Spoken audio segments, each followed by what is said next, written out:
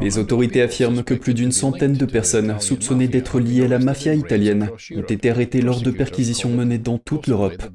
Selon les procureurs, il s'agit peut-être de la plus grande opération jamais menée contre le groupe italien 'Ndrangheta, l'un des plus grands groupes de crimes organisés au monde, qui a dépassé la Cosa Nostra italienne. La police semble avoir saisi d'importantes sommes d'argent, de la drogue, des voitures de luxe et des armes.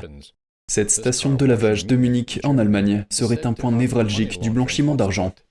Ludwig Waldinger, de la police bavaroise, explique comment s'est déroulée cette enquête qui a duré 3 ans.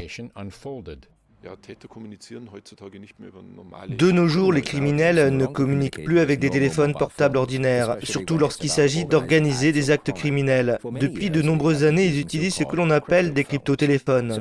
Certains de ces services ont depuis été fermés, et c'est là que nous avons réussi. Nous avons en effet localisé l'un de ces cryptotéléphones appartenant à l'un des principaux suspects à Munich, ce qui a permis aux autorités italiennes de faire un grand pas en avant dans leur enquête.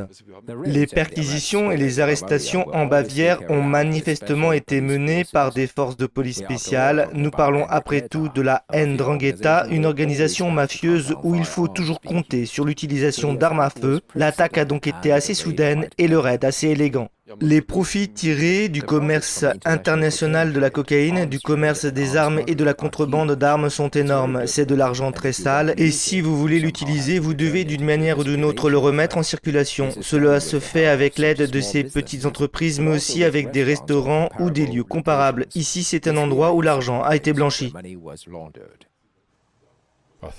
Les autorités affirment que 'Ndrangheta aurait fait passer en contrebande près de 25 tonnes de cocaïne entre octobre 2019 et janvier 2022.